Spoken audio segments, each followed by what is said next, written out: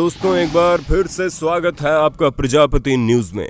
दोस्तों क्या आपको मालूम है कोमा में जाने के बाद क्या होता है और कोमा में इंसान क्या देखता है? शायद आपको ये भी नहीं मालूम होगा कि कोमा में जाने की वजह क्या होती है, लेकिन इन सभी सवालों का जवाब आज के इस वीडियो में मिलेगा, इसलिए वीडियो को अंत तक जरूर देखना। दोस्तों मौत एक ऐसी घटना है जो हर इंसान की जिंदगी में कभी न कभी तो घटती ही है। हालांकि जब कोई अचानक से हमसे दूर चला जाता है तो उसका झटका कुछ ज्यादा ही लगता है। ठीक वैसे ही जैसे इस समय पूरे हिंदुस्तान को ही नहीं बल्कि पूरी दुनिया को सुशांत सिंह राजपूत की मौत का झटका लगा है, जिसके लिए जनता लगातार उनको इंसाफ दिलाने के लिए समर्थन कर रही है।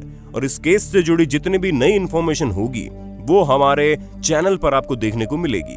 पर दोस्तों हमारा आज का टॉपिक थोड़ा हटकर है, क्योंकि हम सभी ये सुनते हैं कि ये शख्स कोमा में चला गया तो हमें दुख होता है। जहां अधिकतर ऐसा ही होता है कि कोमा में जाने के बाद लोग वापस लौट कर नहीं आते। ऐसे में आपके दिमाग में कभी न कभी ये सवाल जरूर आया होगा कि आखिर ये कोमा होता क्या है और इस अवस्था में जाने के बाद इंसान के साथ क्या होता है। तो दोस्तों आज आपके इन्हीं सवालों का जवाब यानी मैं आपका दोस्त विशाल प्रजापति अपनी इस वीडियो के माध्यम से देने वाला हूँ, इसलिए इस वीडियो के अंत तक बने रहना। चलिए वीडियो शुरू करते हैं, लेकिन हाँ वीडियो शुरू करने से पहले एक छोटी सी रिक्वेस्ट है। वीडियो के नीचे रेड कलर का सब्सक्राइब बटन दिख रहा होगा, उस पर क्लिक करके सब्सक्राइब कर लें और साइड में बेल आइकॉन भी दिख रहा होगा, उस पर भी क्लिक कर लें ताकि आपको वीडियो मिले सबसे पहले। दोस्तों सबसे पहले हम आपको बता दें कि कोमा शब्द का मतलब होता है गहरी नींद में।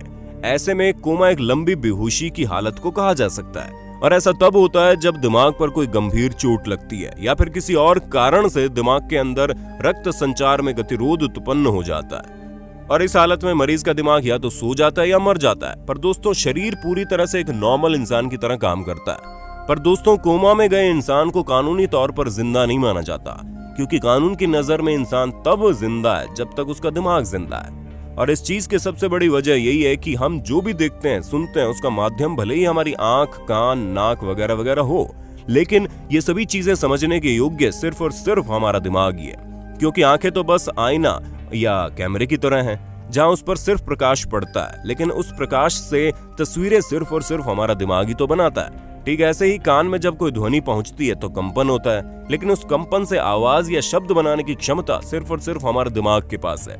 तो आप ये कह सकते हैं कि हम सिर्फ और सिर्फ तब तक जीवित हैं जब तक हमारा दिमाग कार्य कर रहा है। और जैसे ही हमारा दिमाग ने काम करना बंद कर दिया, हम भले ही चाहे जितने अमीर हो या प्रतिभाशाली क्यों ना हो, हम किसी भी काम के नहीं रह जाएंगे। ऐसे में शरीर के बाकी सभी अंग सहायक के तौर पर काम करते हैं, लेकिन अगर हमारा दिमाग मर जाएगा तो हमें किसी भी तरह से जीवित नहीं कहा जाएगा।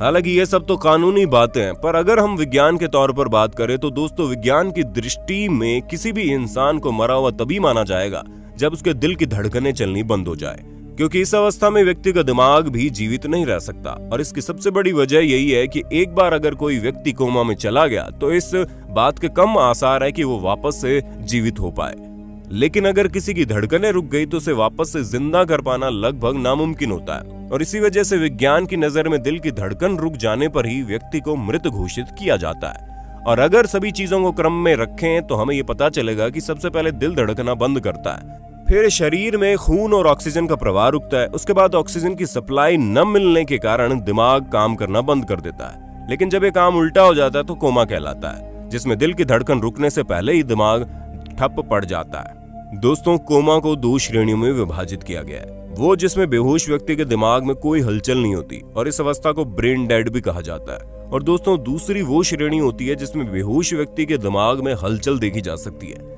ऐसे में जिन व्यक्तियों के दिमाग में कोई हलचल नहीं होती, उस अवस्था में इंसान के ठीक होने की उम्मीद ना के बराबर होती है। हाँ एक आध बार ऐसा हो सकता है कि इंसान ठीक हो जाए, लेकिन अक्सर लोग मृत्यु को ही प्यारे हो जाते हैं। लेकिन जिन लोगों के दिमाग में कोमा के दौरान हलचल या गतिविधियां चलती रहती है, वो लोग वक्त रहते सही भी हो जाते हैं। और इसी वजह से आप लोगों ने जितने भी कोमा से ठीक हुए केस देखे होंगे वो इसी श्रेणी में आते हैं, जहां इनका दिमाग कोमा में होने के बावजूद हलचल कर रहा होता है। दोस्तों इस अवस्था में लोग सपने भी देखते हैं और आप उनसे जो बातचीत करते हैं उसे वो सुन भी सकते हैं।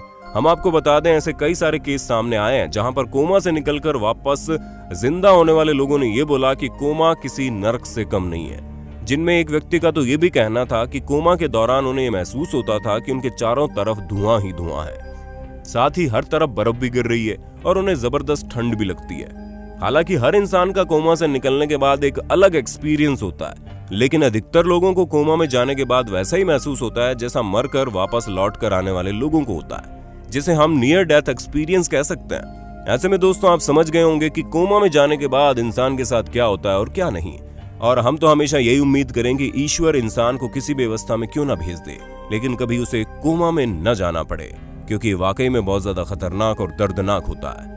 बाकी क्या आपके कभी किसी सगे संबंधी ने कोमा जैसे खतरनाक अवस्था का सामना किया है? अगर हाँ तो उस किस्से के बारे में हमें कमेंट में जरूर बताना। और ऐसे इंटरेस्टिंग वीडियोस को लगातार देखने के लिए हमारे चैनल प्रजापति न्यूज को लाइक, शेयर और सब्सक्राइब करना बिल्कुल ना भूलें। और हाँ, हम फिर मिलेंगे एक नई वीडियो के साथ। तब तक के लिए जय हिंद, जय भारत। दोस्तों आपकी स्क्रीन पे 2 और वीडियोस दिख रही हैं, जिसे देखने के लिए आप इस स्क्रीन पर क्लिक करें। दोनों देखिएगा, बहुत अच्छी वीडियो बनी है।